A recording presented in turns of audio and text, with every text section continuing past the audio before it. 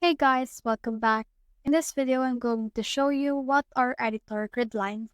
So let's get started. So as you can see right here, editor grid lines aren't turned on yet. So if you want to turn that on, just click on the tools right here.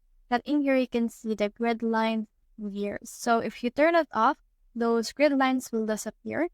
But if turn it on, it will look like this. So the grid line serves as margin in order to properly and proportionally place your element.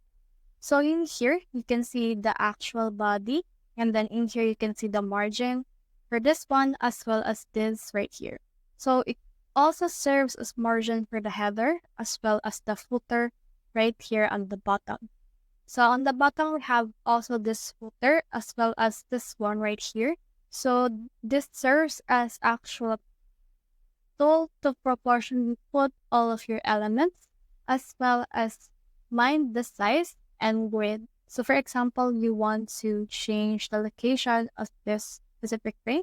If you move it, you can see some kind of value on the X and Y.